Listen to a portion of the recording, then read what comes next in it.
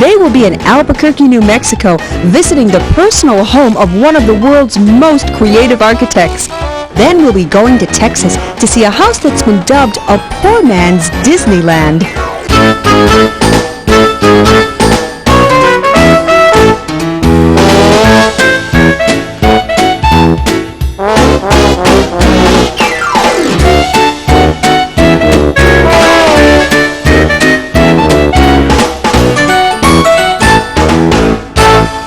And it seems there are people all over who just aren't content to live in normal houses.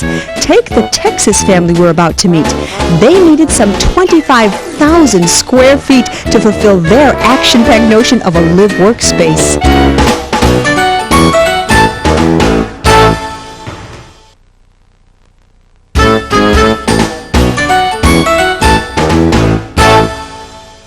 Welcome back to Extreme Homes. Next we're going to see a house in Jewett, Texas, a small town about 2 hours from most of the state's big cities.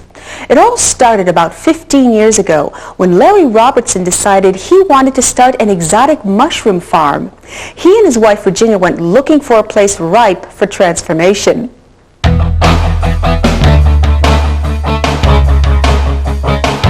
What they found was a closed-up and frequently vandalized school building.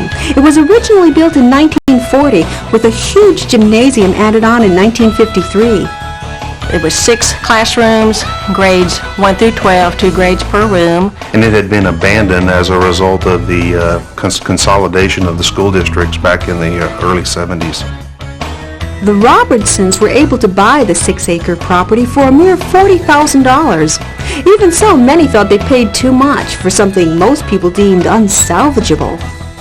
The windows had been broken out and it had been housed by pigeons, and so there was about a 1 to 3 inch layer of pigeon manure on the bottom of the gym floor at the time, so it was a fairly horrible sight. That's about the time that most of my friends and relatives were about to commit me because they had thought I had gone over the edge. It wasn't Larry's original intent to live in the building, but he quickly realized there was room enough for the mushrooms and his family, which by then included 2 babies. Virginia wasn't so sure.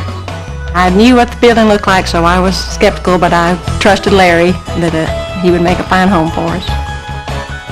Over the course of several years, the Robertsons gradually remodeled and adapted the buildings to suit their business and family needs. And along the way, some of their original plans changed.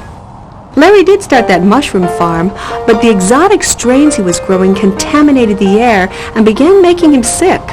He stopped growing mushrooms and turned to researching what made him ill. And that kind of spun me off on another aspect of science involving indoor air quality, or the exposure to these allergenic and toxigenic kinds of agents that are in the air, and started a business back in '87 that dealt with the identification of this. The labs where they do their air quality testing are in what used to be the classrooms. But Larry's life at the former school is hardly all work. This is Larry. When his clients phone, they're often told that Larry's out in the field.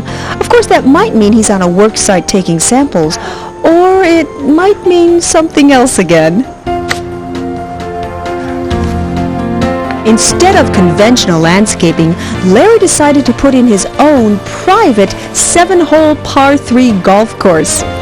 It's part of his unique philosophy of what a home should be, a place where family and friends hang out and have fun together. The Robertsons' home is almost like a resort, except there's no charge to use any of the facilities. In fact, early on, their pals jokingly dubbed it Club Rob. We call it a poor man's Disneyland, if you will. Essentially, we have most everything here for comfort, but it's not really the most luxurious situation. And when we return, the fun continues inside what used to be the school's gymnasium.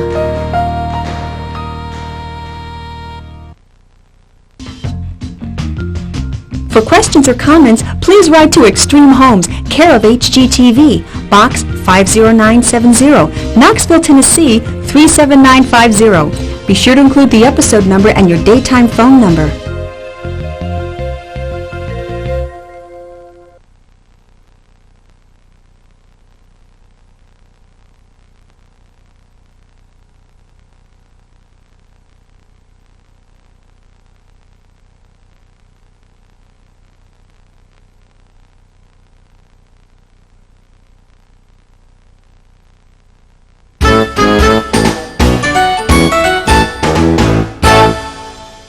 Welcome back to Extreme Homes. Some 15 years ago, Larry and Virginia Robertson and their children, Chris and Laura, moved into an abandoned school in Jewett, Texas. Altogether, there are some 25,000, yes, 1,000 square feet of interior space.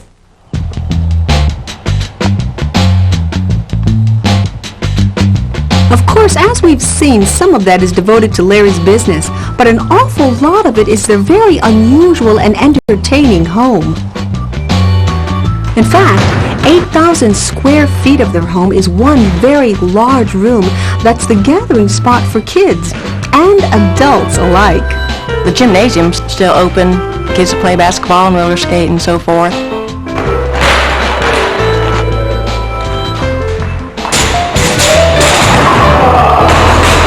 We use about half of the gym for basketball and other kinds of sports like badminton, which is one of my favorite, ping pong, air hockey.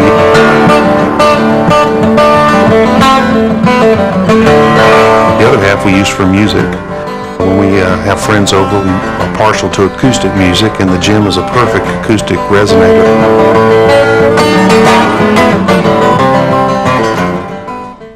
As for the stage, they did more than just a scenery change. They glassed it in and made it into a playroom worthy of any community recreation center. But their house isn't all fun and games, of course. They do have to eat and sleep somewhere. We made our initial living quarters in the area underneath the bleachers, and then eventually enclosed the area where the bleachers were and made a second story to the house. So we had entirely too many bathrooms, so we had to take some of those out. And as we had time and could afford building materials, we'd fix another room and spread out a little bit. And basically that process has taken about 15 years to finish. Downstairs in what used to be the girls' locker room, the Robertsons have created a spacious kitchen and family room. I know, but Sound-muffling windows overlook the action in the gym. They converted the boys' locker room into the master suite. But Larry did incorporate something educational into the shower.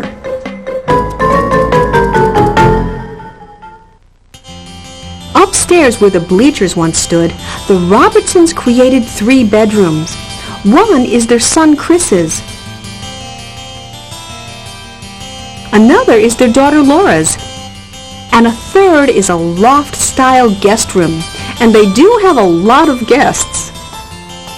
We have good friends that come quite often that say that it's the only place they can come and really relax. I mean, there's enough space that people can come and kind of do their own thing.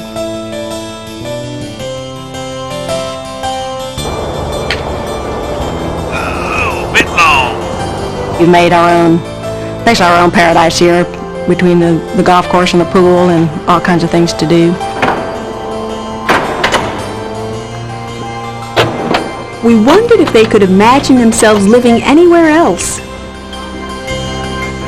At this point, I'm not sure I can even see selling it because I'm not sure what we could do that would even come close to what we have at this point. Nobody's that Well, in terms of what we have into it, I think we probably have much more in terms of blood, sweat, and tears than we actually do in money. I really think that we have achieved quite a value in the property, both in terms of it being a place to relax, a place to reside, and a place to work.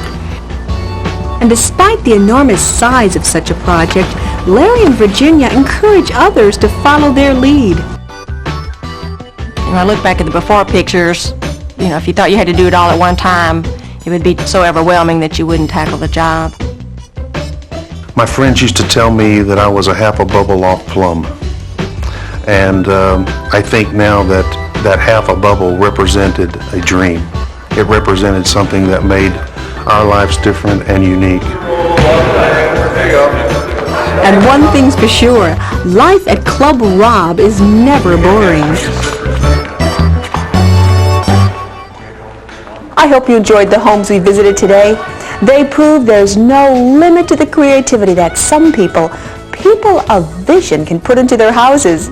It seems like in every corner of the United States, someone's quirky quarters are just waiting to astonish us. So join us next time on Extreme Homes, where the only thing you can't expect is the unexpected.